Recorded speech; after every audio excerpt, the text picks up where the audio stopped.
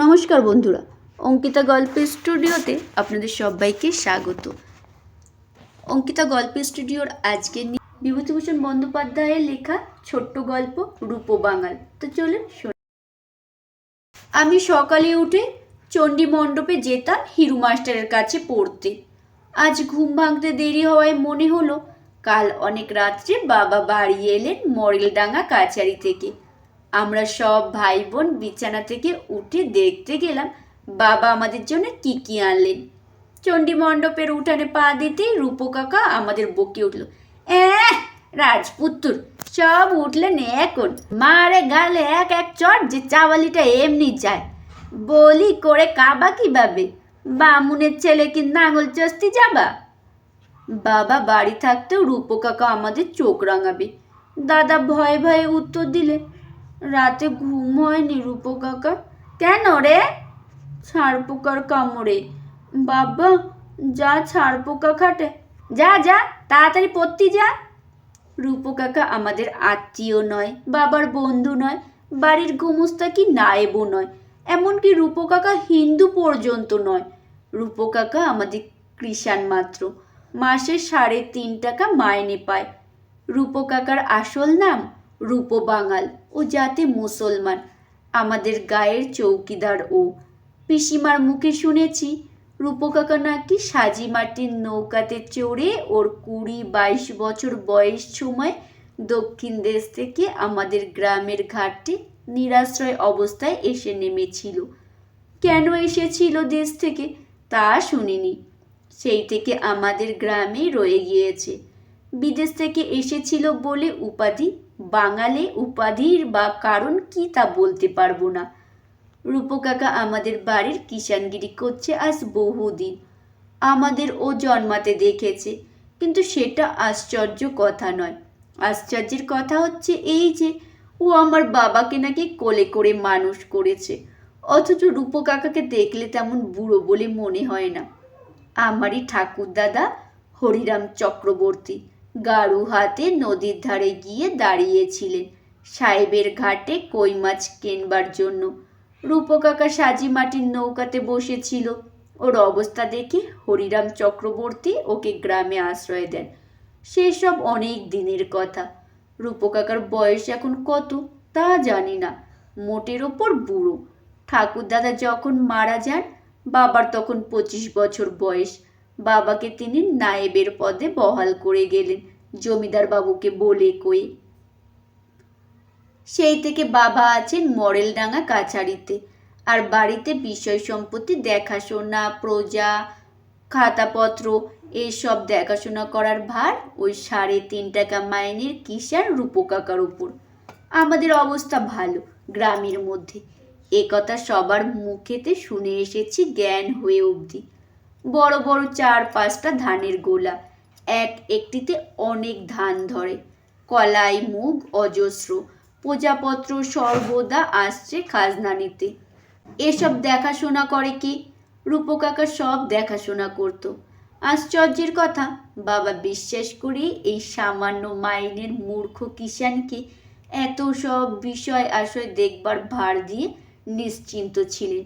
বাবাকে সবাই ভীষণ ভয় করে চলতো, মুখের ওপর কথা বলতে সাহস করতো না কেউ। কিন্তু রূপো কাকা বাবাকে বলতো, বলি ও বাবু তুমি যে এসো বাড়িতে 9 মাস 6 মাস অন্তর, একটা বিষয় দেখে কে বলো তো, আদায়পত্র তো এবছর কিছু হলুনি, হাতির 5 পা দেখিছ নাকি, এত বড় সংসারটা চলবে কিসে। বাবা 2 মাস অন্তর 2-3 দিনের জন্য বাড়ি আসেন।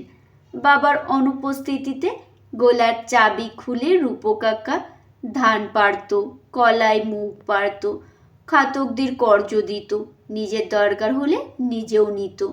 আমরা সব ছেলে মানুষ, কিছুই বুঝিনি। ঠাকুরমা প্রবীণা বটে, কিন্তু ভালো মানুষ, বিষয় আশয়ের কিছুই বুঝতেন না। আমাদের আছে সব, কিন্তু দেখে নেবার লোক নেই। সে অবস্থায় সব কিছুর ভার ছিল রূপো কাকার উপর। বাবা বাড়ি এসে পরের দিন চণ্ডী মণ্ডপে বসতেন মহাজনী খাতা খুলে, বলতেন, কে কে নিয়েছে রূপো? রূপো কাকা বলতো, লিখে রাখো, সনাতন ঘোষ 6 কাটা কলাই, দু কাটা বীজমুগ, করি 6 কাটা। আচ্ছা, হয়েছে?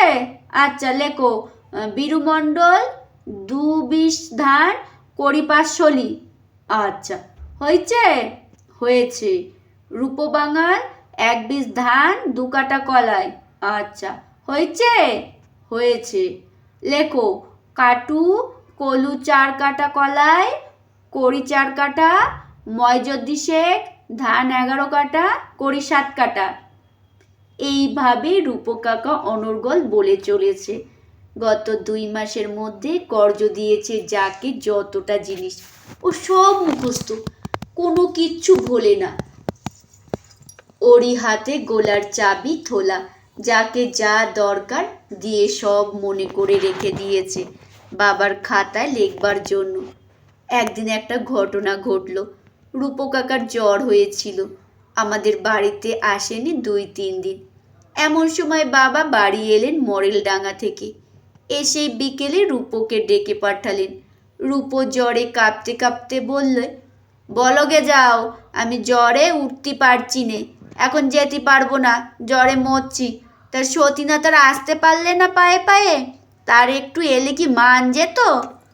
বাবা বাবু মানুষ, নতুন বাবু, রূপো বাঁধানো ছড়ি হাতে নিয়ে বেড়ান, কোচা হাতে নিয়ে, ঘড়ির চেন ঝোলে বুকে, হাতে থাকে ঝকমকে আংটি। প্রজাপত্রের কাছে খুব খাতির।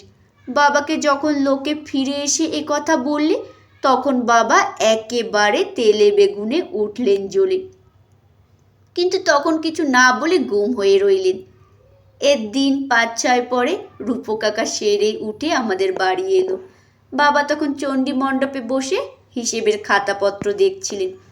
ওকে দেখে কড়া সুরে বলে উঠলেন, রূপো, কি তুমি মনে মনে কি ভাবছো জিজ্ঞেস করি? তোমার এত বড় আস্পর্ধা!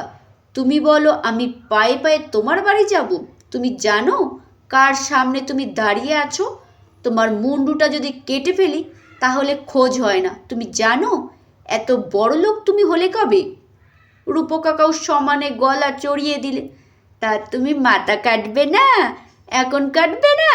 এখন কাটবে বই কি।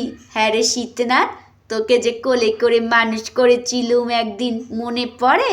এখন তুমি বড় হয়েছো, বাবু হয়েছো, শীতে বাবু, এখন তুমি আমার মুন্ডু কাটবে না? বড্ড গুণবন্ত হয়েছিস তুই, হ্যাঁ শীতনাথ? তুমি ছেড়ে রূপো কাকা সামান্য 3.5 টাকা মাইনের কর্মচারী হয়ে মনিবকে তুই বলে সম্বোধন আরম্ভ করলেন সকলের সামনে। বাবা বললেন, যা যা, বকিস নে। না, বকবো না। তুই বড্ড তালেব্বর হয়েছিস আজকাল, বড্ড বাবু হয়েছিস। তুই আমার মুন্ডু নিবি না তো কে নেবে? বলেই রূপো কাকা হাউ হাউ করে কেঁদে ফেললেন। আমার ঠাকুরমা ছিলেন বাড়ির মধ্যে। রূপোর কান্না শুনে তিনি বাইরে ছুটে এসে বাবাকে যথেষ্ট বকলেন। বাবা বললেন, তা বলে ও আমার ওরকম বললে কেন? ঠাকুরমা বললেন, তুই কাকে কি বলছিস শীতে? তোর একটা কাণ্ডজ্ঞান নেই? তুই কি খেপলি? বাবা কলম ছেড়ে বাড়ির মধ্যে উঠে এলেন।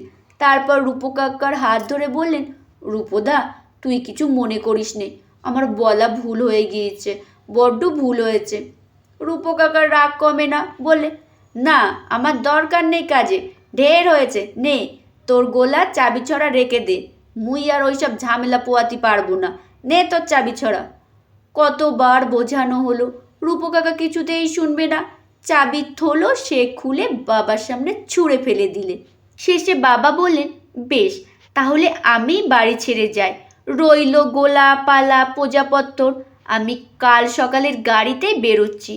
রূপো কাকা ঝাঁঝের সঙ্গে বলল, তুই চলে যাবি, তা তোর কাচ্চা বাচ্চা মানুষ করবে কেডা? কেন তুমি? মোর দায় পড়েছে, তোরে কোলে পিঠে করে মানুষ করলাম বলে কি তোর ছেলে পিলেও কোলে পিঠে করে মানুষ করব?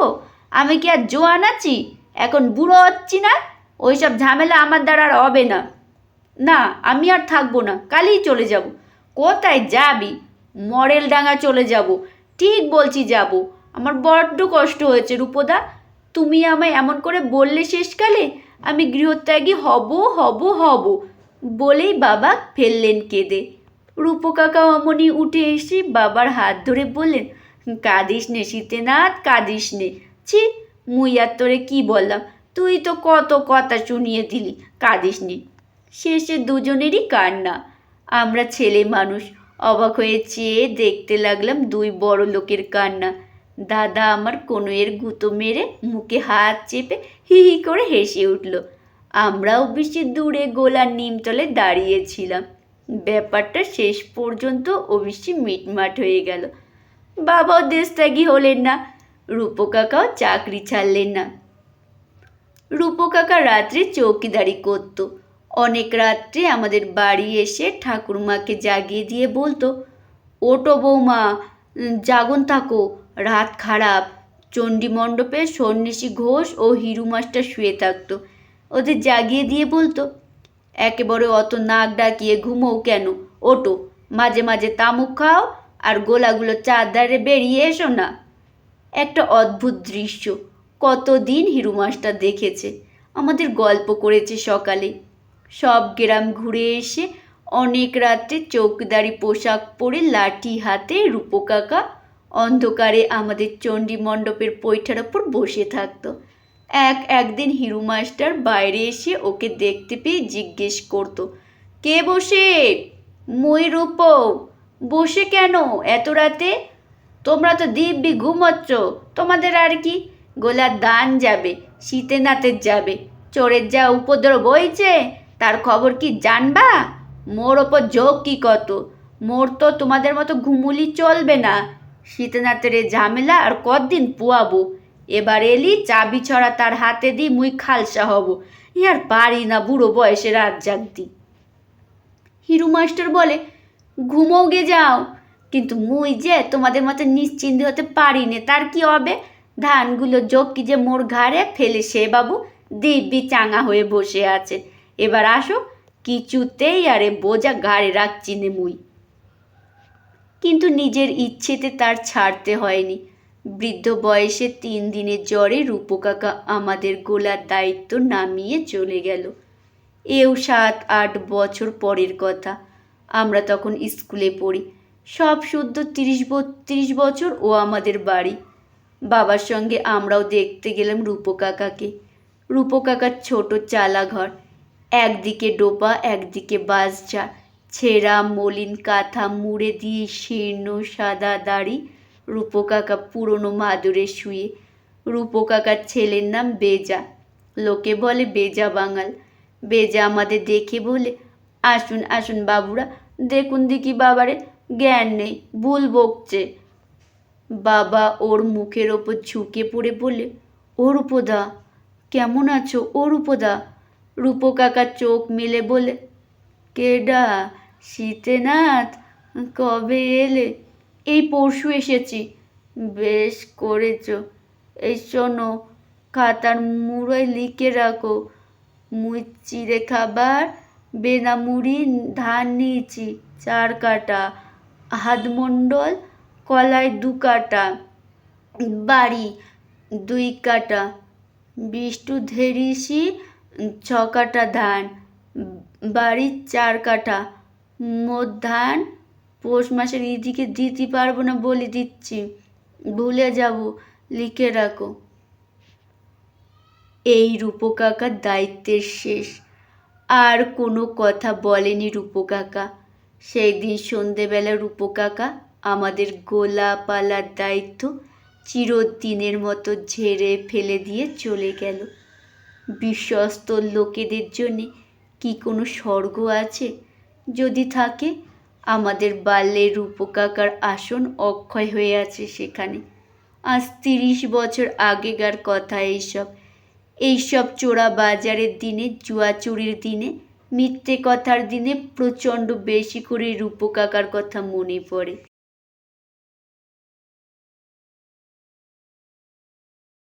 নমস্কার বন্ধুরা, শেষ হলো গল্প পাঠ। কেমন হলো অবশ্যই কমেন্টে জানাতে ভুলবেন না। গল্প শোনা হয়ে গেলে একটি লাইক করবেন, শেয়ার করবেন কাছের আত্মীয় স্বজন বন্ধু বান্ধবদের কাছে। আর যেসব বন্ধুরা আমার গল্প শোনেন এখনও আমার পরিবারের সদস্য হননি, তারা আমার চ্যানেলটি সাবস্ক্রাইব করে পাশে থাকা বেল আইকনটি প্রেস করে আমার পরিবারের সদস্য হওয়ার অনুরোধ রইল।